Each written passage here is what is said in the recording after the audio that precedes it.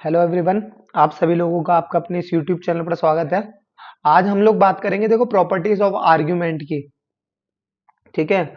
Argument की properties किस तरीके से काम करती है ना। तो थोड़ा सा वेट करो, देखो। हम्म, अ, देखो, इसकी प्रॉपर्टी है ना, अगर आपने ध्यान से देखी हो तो लगभग लगभग लॉग की तरह चलती है। ठीक है। ठीक है। जस्ट लाइक लॉग, है ना।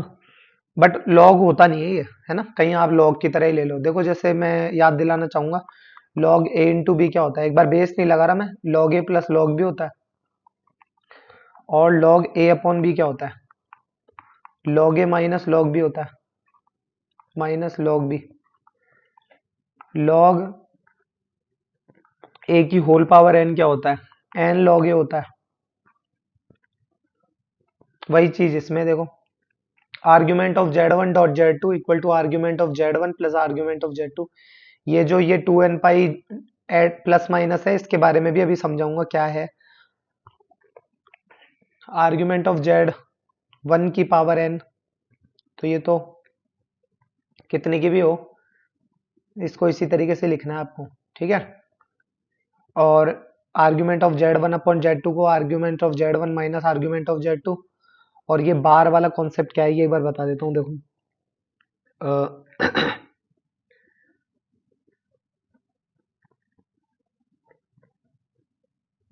अ, इसको बताता हूँ, बट एक बार के लिए कुछ चीजें एक बार और समझ लो। बताता हूँ, देखो। फर्स्ट ऑफ ऑल तो यहाँ पर है ना, आर्ग्यूमेंट का मेन जो मतलब है ना, वो प्रिंसिपल वैल्यू ऑफ आर्ग्यूमेंट से ही रहेगा हमेशा, है ना। आर्ग्यूमेंट मीन्स क्या रहेगा, प्रिंसिपल वैल्यू ऑफ आर्ग्यूमेंट। ठीक है। इंटीजर्स से बिलोंग करेंगे। यहाँ पर ये जो एन होगा, ये वाला एन जो बिलोंग करेगा वो इंटीजर से बिलोंग करेगा। ठीक है। और ये जो टू एन पाइज ये जितने भी है, आ, ये इसमें नहीं आएगा टू एन पाई, है ना। ये जो टू एन पाई है, ये तीनों, है ना, इनको बोलते क्या है, इनको बोलते हैं adjusting factor. Adjusting factor, adjusting factor. ठीक है। और ये तब यूज होगा जब आपकी वैल्यू माइनस पाई से पाई के बीच की जो रेंज दे रखी थी उससे बाहर जाने लगे। लिख लो एक बार बना के इसको भी। ये तब यूज होगा जब वैल्यू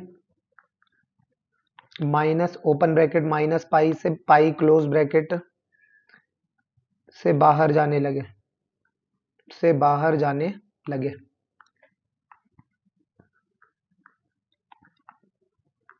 जाने लगे। ठीक है ना, क्लियर। ये लो। ठीक है। अच्छा, और कोई चीज, और क्या बताएं इसमें, देखो। हम्म,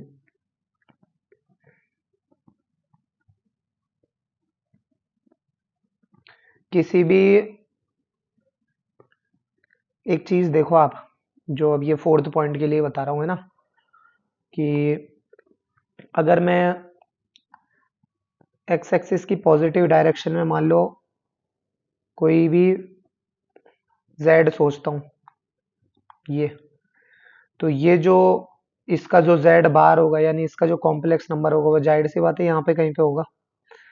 और ये अगर थीटा है, और अगर इसको मैं इससे इस तरीके से अगर मिलाऊं, और ये जाहिर सी बात है, ये दोनों ट्रायंगल एक दूसरे के कॉन्ग्रुएंट होंगे 90 डिग्री इक्वल साइड, क्योंकि ये जितनी डिस्टेंस पर ये होगा उतनी डिस्टेंस पर ये होगा, है ना। और ये कॉमन, तो ये थीटा जितना होगा ये उतना माइनस थीटा होगा। तो एक बात यहां से समझ में आई कि आर्ग्यूमेंट ऑफ जेड अगर जीरो है, जीरो नहीं, थीटा है, तो आर्ग्यूमेंट ऑफ जेड बार जो है वो माइनस थीटा होगा। ठीक है, ये तो तब जब जेड फर्स्ट क्वाड्रेंट में था, है ना। यही जेड अगर मान लो इस तरीके से अगर यहाँ पे कहीं पे आ जाए, तो जितने मान लो ये वाला तो एंगल हमें मानना नहीं है, क्योंकि हम मानते हैं पॉजिटिव एक्स एक्सिस से बनाया जाने वाला एंगल, यानी अगर ये थीटा है तो जाहिर सी बात है इसका जो इमेजिनरी होगा, यानी अगर मान लो अगर ये जेड है तो उतनी डिस्टेंस पे यहाँ पे कहीं पे जेड बार होगा, है ना। तो ये वाली जो वैल्यू होगी ये इतनी, ये होगी माइनस थीटा। तो इसमें भी वही कॉन्सेप्ट चल रहा है कि आर्ग्यूमेंट ऑफ जेड अगर थीटा है तो आर्ग्यूमेंट ऑफ जेड बार जो है वो माइनस थीटा है। अच्छा, इसमें देखो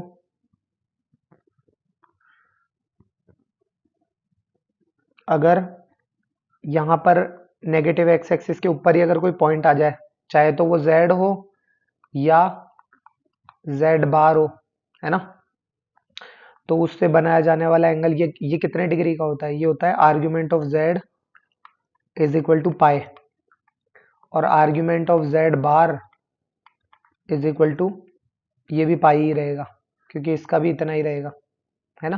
क्योंकि यूं तो जा नहीं सकते, क्यों नहीं जा सकते पता है आपको, क्योंकि हम माइनस पाई से पाई के बीच की जो रेंज है उसे हम तोड़ देंगे, और ये ना हो इसलिए ये जो एंगल होगा ये भी पाई ही होगा, है ना। तो इसके लिए मैं ये कह सकता हूँ कि argument of Z is equal to argument of Z bar, argument of Z bar. Okay, अच्छा, तो argument of Z bar is equal to minus of argument of Z. भाई अगर जेड बराबर मान लो ए प्लस आयोटा बी दे रखा है, तो जेड बार क्या होगा, ए माइनस आयोटा बी, और जेड जेड बार क्या होगा, यानी इनका बीच का मल्टीप्लाई क्या होगा, A square plus B square. तो वही बात मैं यहाँ कह रहा हूँ कि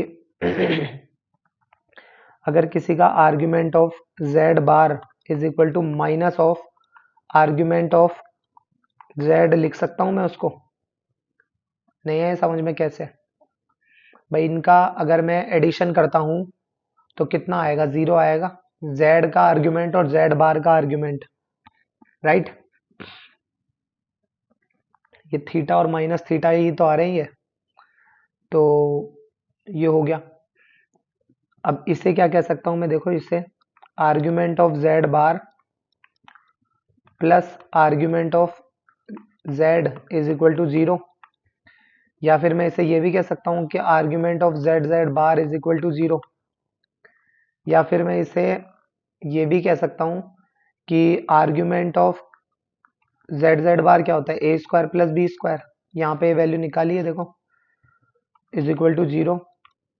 और आपको पता है ए स्क्वायर प्लस बी स्क्वायर जो है अपने आप में क्या होती है, पॉजिटिव रियल क्वांटिटी होती है, ठीक है। तो ये इस तरीके से आ गया। तो यहाँ से भी मैंने भी यही बात उठाई है, एज इट इज ये वाली बात ही उठाई है मैंने भी, कुछ नया नहीं बताया मैंने इसमें। यहाँ पे ये देखो, ये अब यहाँ तक तो ये तो समझ में आ गया होगा। अब ये क्या कह रहा है वो बता देता हूँ, इसको एक बार m अपॉन एन से खोल दो, argument of one minus argument of Z.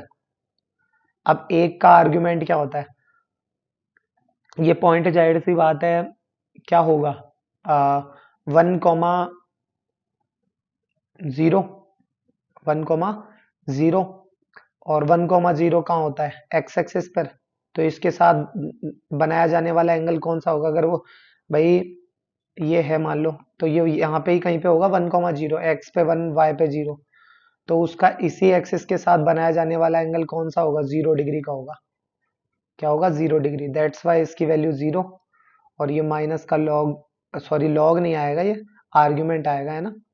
तो minus of argument of Z, तो यही तो ये बात लिखी हुई है, ठीक है ना। इस तरीके से होगा। अब आगे देखो, इस पर बेस्ड कुछ क्वेश्चन ये रहा।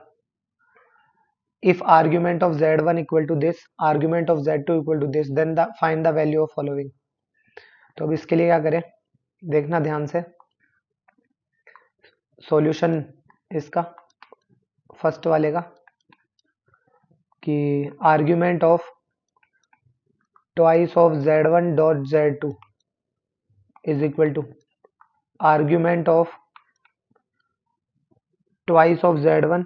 आप इसको दोनों तरीके से तोड़ सकते हो, ट्वाइस ऑफ z1, या मैं कहूँ सब में ही बांट दो, ये एम और एन पी जिस तरीके से लॉग में मल्टीपल मल्टीप्लाई होते हैं, तो उनमें भी तो हम यही करते हैं। 2 plus argument of z1 plus argument of z2, है ना, आर्ग्यूमेंट ऑफ 2। फिर वही बात, देखो कोई भी नंबर पॉजिटिव रियल नंबर हो, है ना, उसका आर्ग्यूमेंट हमेशा 0 ही होता है, क्योंकि अभी हमने 1,0 को 0 करा था। अब आप खुद सोचो 2,0 भी इस एक्स एक्सिस पर ही होगा। एक है एकदम प्योर रियल नंबर जो होगा ना, प्योर रियल नंबर, उसका आर्ग्यूमेंट हमेशा 0 होता है, तो ये तो 0 हो गया। प्लस आर्ग्यूमेंट ऑफ z1 क्या होगा, आर्ग्यूमेंट ऑफ z1 वो तो दिया हुआ है आपको π/3, लिख दो π/3 as it is. Plus argument of z2 कितना है, वो -π/4, तो ये लिख दिया मैंने माइनस का π/4। 12 LCM 4π minus 3π that is pi, तो ये कितना आ जाएगा π/12, π/12, ठीक है ना। आगे देखो, ये देखो आर्ग्यूमेंट ऑफ z2 की whole power 5, argument of z2 की पावर 5, ये तो आपको पता ही है। अब देखो z2 की वैल्यू निकाल के, मतलब वैल्यू जो है मान लो वो है आपकी -π/4, तब भी उसकी पावर 5 थोड़ी ना करने बैठोगे आप, या फिर a प्लस आयोटा b का रूप निकाल के उसकी पावर 5 करने थोड़ी ना बैठोगे आप, ठीक है ना। तो इसके लिए क्या करें, पावर आगे ले आओ, तो ये हो गया 5 argument of z2, argument of z2 की वैल्यू आपको दी हुई है -π/4, -π/4, तो 5 टाइम्स -π/4 दैट इज -5π/4। अब एक चीज देखो, इसका मतलब क्या होता है भाई, -5/4 मल्टीप्लाई बाय 180, है ना, 4 एकम 4, 4 चौक 16, 2 4 पंजे 20, 45 पंजे होता है 225, तो माइनस का 225 डिग्री, जबकि हमारी रेंज क्या होती है माइनस के 180 से 180 क्लोज ब्रैकेट, तो ये तो काम नहीं बन रहा, तो इसको यहाँ तो हम छोड़ नहीं सकते अधमरी हालत में, तो हम इसमें एक तरीका अपनाएंगे। क्या, ये जो आपको बताया था मैंने अभी अभी यहाँ पर, कि जब कभी ये एडजस्टिंग फैक्टर के लिए बताया था, देखो मैंने आपको कि ये तब यूज होगा जब वैल्यू -π से पाई के से बाहर जाने लगे। कौन, ये 2n π, ये 2n π, ये 2n π, है ना, यानी 2n π या तो हम जोड़ेंगे या फिर हम घटाएंगे। अब अभी तक हमें ये समझ में नहीं आ रहा कि जोड़ें या घटाएं, तो हम दोनों ही करके देख लेते हैं।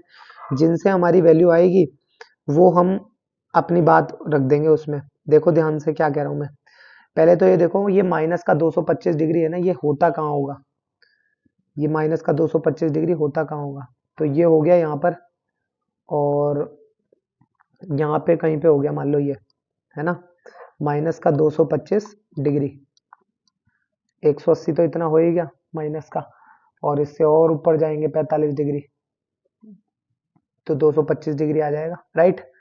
अच्छा, अब बेसिकली ये एंगल है हमारे पास, ये वाला तो, और अगर जाए हमें पता है ये जो है वो π/4 है, तो ये वाला कितना हो गया, ये वाला,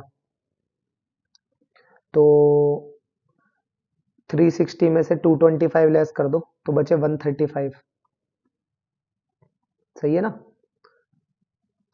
135, 300, 330, 340 और 2 360, कुछ गड़बड़ कर दी क्या हमने भाई। ये इतना अगर 225 डिग्री है, तो 225 और 135 0 कैरी में 1, तो 5 और 1 6 आ गया ना 360। सही तो है, मुझे ये लग रहा था कहीं गड़बड़ तो नहीं कर दी। चलो, यानी ये एंगल 135 डिग्री है। अब हमारे पास जो है वो है आर्ग्यूमेंट ऑफ Z2 की पावर 5। देखो अगर आप इसमें -5 पाई/4 में 2n पाई जोड़ो, अब n बराबर एक अगर यहाँ 0 रख देते हो तो वो तो बेवकूफ़ी है। एक बार 1 रखो, देखे 2 पाई, तो ये कितना होगा, 4 दूना 8 पाई में से 5 पाई गए तो 3 पाई/4 है ना। और अगर मैं इसमें 1 की जगह अगर n की जगह अगर मैं -1 रखता हूँ तो ये हो गया -2 पाई, माइनस का 8 पाई और माइनस का 5 पाई, माइनस का 13 पाई अपॉन 4, वो तो बिल्कुल ही नहीं आएगा, वो तो बिल्कुल ही रेंज से बाहर है ना। और अगर 2 रखता हूँ तो 2 दूना 4 पाई, 4 चौक 16, 16 में से 5 गए तो 11 पाई/4, वो भी गया रेंज से बाहर। तो यानी ये हमारा 3 पाई/4 ये हमारा करेक्ट आंसर है। ठीक है, क्लियर। अच्छा, उसके बाद देखो थर्ड नंबर का क्या है।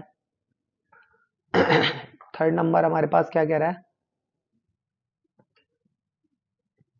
इसको उठा लो यहीं से ही।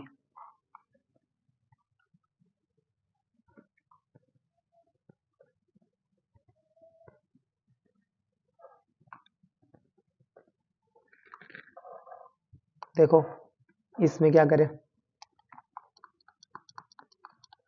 ये है आर्ग्यूमेंट ऑफ दिस, है ना। तो इसमें एक काम करो, देखो आर्ग्यूमेंट ऑफ माइनस का 2 आयोटा Z2 और माइनस आर्ग्यूमेंट ऑफ Z1 का क्यूब। ये Z1 नहीं था क्या, क्वेश्चन में गड़बड़ तो नहीं कर दी कहीं हमने, Z1 का क्यूब है। ओके, ये पूरा कॉपी नहीं हुआ, कोई बात नहीं है, हम कर देते हैं इसको सही। तो बेसिकली ये Z1 का क्यूब है, तो ये Z1 का हो गया क्यूब। ठीक है,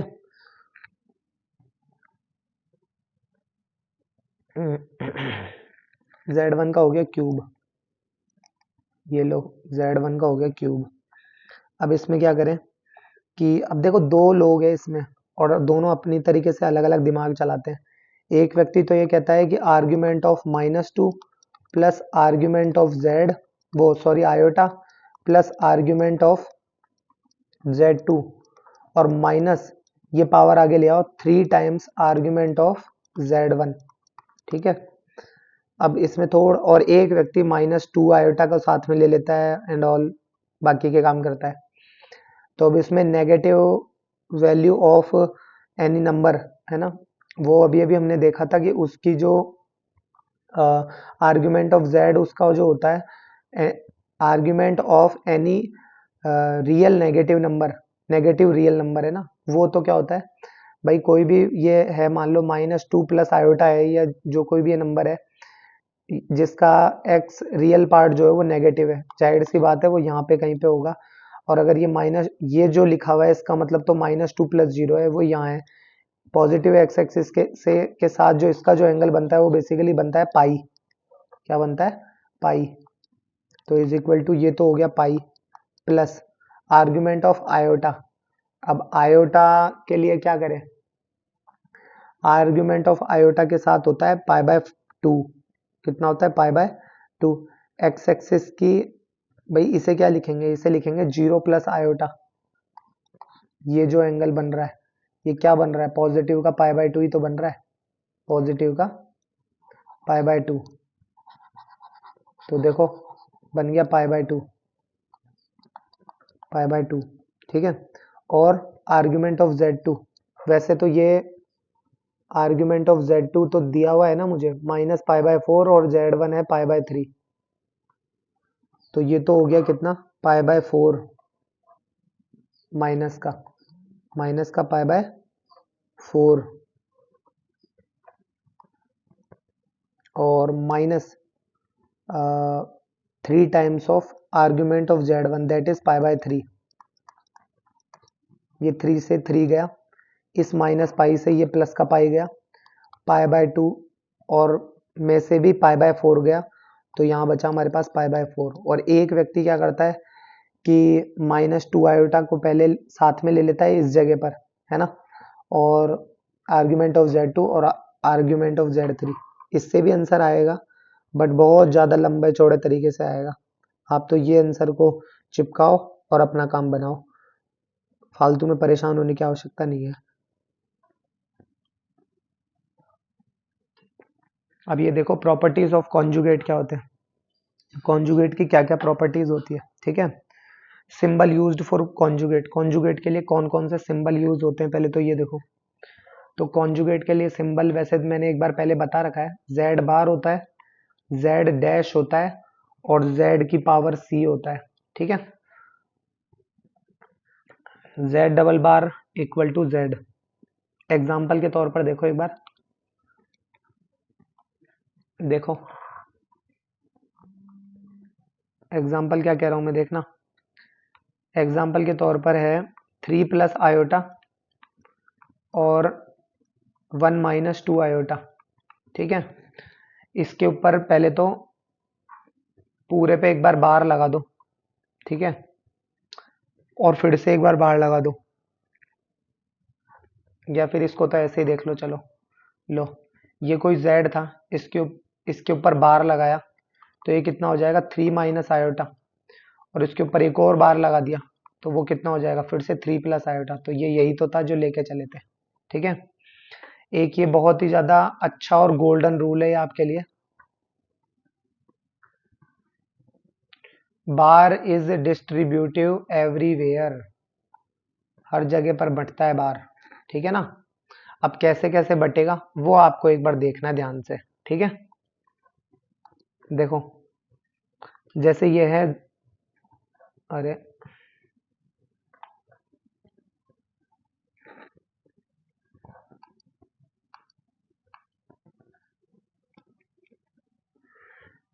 जैसे ये है z1 डॉट z2 का होल बार, तो ये हो जाएगा z1 बार डॉट z2 बार, ठीक है। z1 बार डॉट z2 बार, z1 अपॉन z2 का होल बार क्या हो जाएगा, z1 बार अपॉन z2 का बार, ठीक है। और z1 प्लस माइनस z2 का होल बार क्या हो जाएगा, z1 बार प्लस माइनस z2 का बार। ये क्या हो जाएगा, ये हो जाएगा z1 की power n whole power n, ठीक है, z1 बार की होल पावर n। एक ये देखो z1 plus 2z2 minus 3z3, इस तरीके से कुछ लिखा हुआ है, तो हर एक में बट जाएगा ये बार। ये हो गया ट्वाइस ऑफ z2 का बार हो गया, माइनस थ्राइस ऑफ z3 का बार हो गया। अब आपको लग रहा होगा कि ये न्यूमेरिकल नंबर पर मैंने बार क्यों नहीं लगाया, अरे भाई 2 है, इसे ये 2 प्लस पहले 0 आयोटा था, इसके ऊपर बार लगा दो तो ये 2 माइनस 0 आयोटा हो गया। तो क्या अब इस 2 पे कोई फर्क पड़ा क्या, नहीं पड़ा ना, तो बस फिर ये तो एज इट इज ही रहेगा, है ना। एक ये लिखा है z plus Z bar equal to twice of real part of z और z minus Z bar equal to this. पहले एक बार इतना समझ लो ये कैसे कैसे क्या क्या है। एग्जाम्पल लेते हैं इसका, देखो जो अभी यहाँ पर एग्जाम्पल लेते लेते ही मैंने रोक दिया था, तो देखो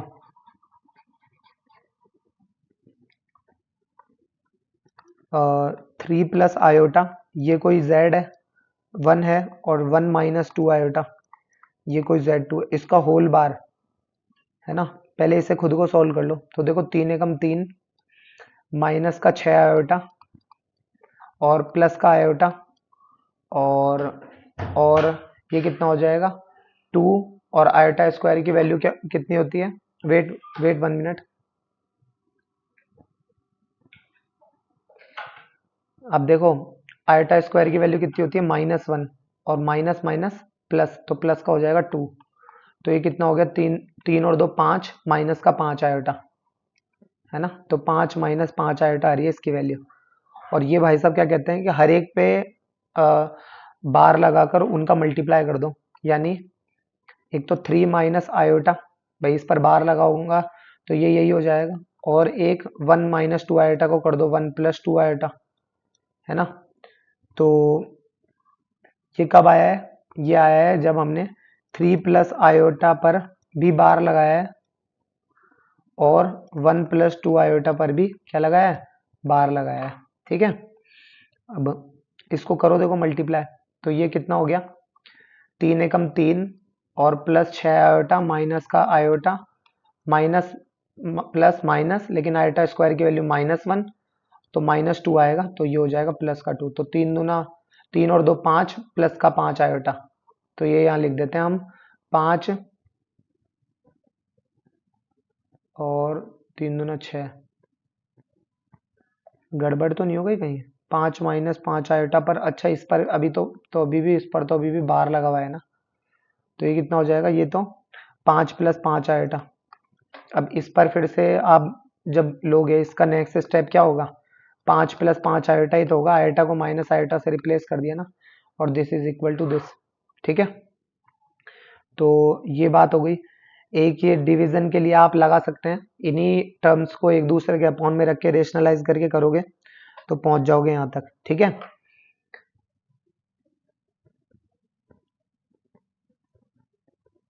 और बाकी तो ठीक है, ये भी आप कर लोगे। अब ये देखो, एक सिंपल सी बात क्या है, z बराबर मान लो a + आयोटा भी है, z बार बराबर क्या हो जाएगा? a - आयोटा भी। ठीक है, इन दोनों को एक बार ऐड कर दो तो कितना हो जाएगा? ये z + z बार बराबर 2a, ये तो दोनों कट जाएंगे, 2a है ना। अच्छा, और दोनों को एक बार घटा दो तो z - z bar is equal to, ये दोनों तो गए, और ये हो जाएगा प्लस का 2 आयोटा b। कितना हो जाएगा? 2 आयोटा b। अब देखो मैंने क्या लिखा है, मैंने लिखा है z + z बार बराबर twice of real part of a। ये जो a है ये रियल पार्ट ही तो है, रियल पार्ट ही तो है, और ये क्या है? ये इमेजिनरी पार्ट है। ठीक है, तो twice of imaginary part of क्या? ए, twice of iota of imaginary part of Z, ये लिख दिया हमने इसका। ठीक है, आगे बढ़ो, देखो ये लिखा है if Z is equal to Z bar then imaginary part of Z. अब ये क्या कह रहा है, इसको बिल्कुल ध्यान से समझना, मैं जो कहना चाहता हूँ वो देखो। जो प्योरली रियल होंगे वो, मतलब मान लो कोई भी एक कॉम्प्लेक्स नंबर है z, ठीक है ना। अगर वो प्योरली रियल है होगा, यहां से देखो, यहां से अगर वो एक्स एक्सिस के ऊपर लाया करेगा तो वो कब लाया करेगा, है ना? जब उसका आर्ग्यूमेंट 0 होगा या फिर पाई होगा। ठीक है ना, या फिर क्या होगा? पाई होगा, और वो प्योरली रियल होगा। अब वो प्योरली रियल होगा, इसका मतलब जाहिर सी बात है उसका इमेजिनरी पार्ट 0 होगा। समझ रहे हो क्या कह रहा हूं मैं? अगर कोई कॉम्प्लेक्स नंबर प्योरली रियल है तो उसका इमेजिनरी पार्ट 0 होगा, और जिसका इमेजिनरी पार्ट ही अगर 0 होगा तो उसके लिए तो जेड और जेड बार दोनों की वैल्यू सेम ही होगी। अरे भाई 2 लिखा हुआ है, इसको आप 2 + 0 आयोटा को चाहे 2 - 0 आयोटा लिखो, एक ही तो बात है, राइट? तो इसके लिए जेड और जेड बार एक दूसरे के क्या हो जाएंगे?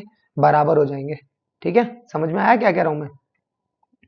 ठीक है, तो आई होप आपको समझ में आया होगा। एक ये भी इसी का ही भाई, अगर ये समझ में आ गया तो ये भी समझ में आ जाएगा, और ये भी तो समझ में आ गया होगा ना, अगर कोई रियल पार्ट होगा तो उसका, भाई अगर ये है तो या तो वो एंगल यहाँ बनेगा, या तो वो नंबर यहाँ होगा या फिर वो नंबर यहाँ होगा। अगर यहाँ होगा तो उसके साथ एक्स एक्सिस की पॉजिटिव डायरेक्शन के साथ जो एंगल बनेगा वो तो 0 डिग्री हो जाएगा, और इसके साथ जो बनेगा वो पाई हो जाएगा। तो ये 0 या पाई लिख दिया इसने, है ना। और ये इसके लिए क्या कहा है, देखो इसके लिए क्या कहा है,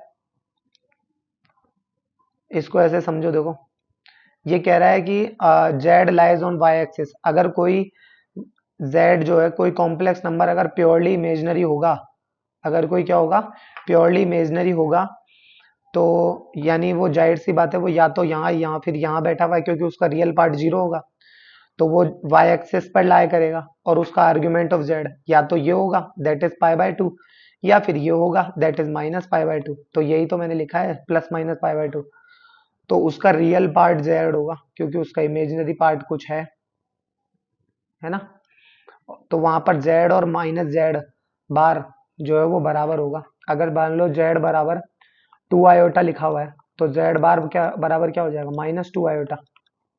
जेड बार बराबर माइनस एज इट इज, इस 2 आयोटा की जगह क्या लिख सकता हूँ मैं? जेड, तो लिख दिया जेड। तो जेड बार बराबर -जेड, या फिर इस माइनस को आप ऐसे भी तो लिख सकते हो, जेड बराबर -जेड बार। तो यही तो लिखा है मैंने यहाँ पर, इंपॉर्टेंट चीजें हैं ये, बिल्कुल ध्यान से समझ लेना इसको, ठीक है ना। अभी आने वाले क्वेश्चंस में ऐसी ऐसी जगह यूज में आएगी कि आप एक बार के लिए सोच भी नहीं पाओगे, ठीक है ना। इनको लिख लिख कर एक जगह अच्छे से प्रैक्टिस करना, 2 बार देख के 3 बार बिना देखे। इसको जितने अच्छे से प्रैक्टिस करोगे उतने अच्छे से आपको ये लर्न रहेगी, आप क्वेश्चन कर पाओगे इसमें, ठीक है। और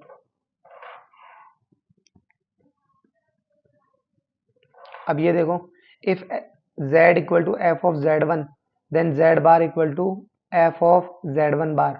यानी अगर कोई फंक्शन आपको, कोई भी कॉम्प्लेक्स नंबर अगर आपको z1 के रेस्पेक्ट की फॉर्म में दे रखा है, तो आपको वहां, तो z बार भी z1 में ही आपको आयटा की जगह माइनस आयटा आपको रख देना है, ठीक है। यानी मेरे कहने का मतलब क्या है, अगर मान लो z बराबर आपके पास लिखा हुआ है ऐसा कुछ 2 प्लस आयोटा का square 3 minus 4 iota upon iota 5 plus 6 iota, मान लो इस तरीके से कुछ दिया हुआ है, तो z बार जो होगा वो भी ऐसे ही होगा, क्या कि 2 माइनस आयोटा का square 3 plus 4 iota upon iota की जगह क्या हो जाएगा माइनस आयोटा और 5 माइनस 6 आयोटा, ठीक है ना। ये इस तरीके से होगा। बेसिकली आपको इससे इसमें जाने के लिए आयोटा की जगह माइनस आयोटा रखना होता है, ठीक है ना। Clear? I hope and believe कि आपको समझ में आ गया होगा। अब देखो आगे, let z comma w be complex number such that z bar plus iota w bar is equal to 0, argument of z w is equal to pi, then argument of z equals. अब एक चीज देखो, इससे ही बात करो सबसे पहले तो, z बार बराबर इधर ले जाओ माइनस का आयोटा w बार, ठीक है। अच्छा, z bar upon w bar is equal to minus iota हो गया। अब आयोटा बट जाता है, आपको पता है, वो बार बट जाता है, तो z अपॉन w का whole bar is equal to minus iota, ठीक है।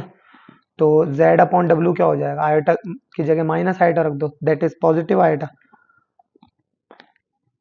अच्छा, अगर इसका आर्ग्यूमेंट निकालू तो मैं, argument of z upon w का, तो वो क्या हो जाएगा, आर्ग्यूमेंट ऑफ आयोटा हो जाएगा, और आयोटा का आर्ग्यूमेंट क्या होता है, पाई बाय 2 होता है।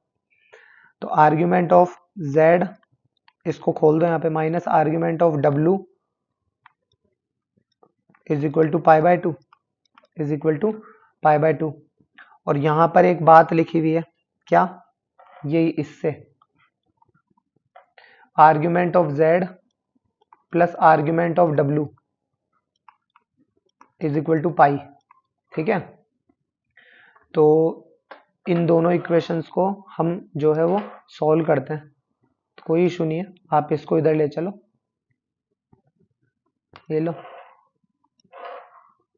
देखो, तो ये दोनों तो गए, twice of argument of z is equal to कितना हो जाएगा, पाई और पाई बाय 2, पाई और वेट,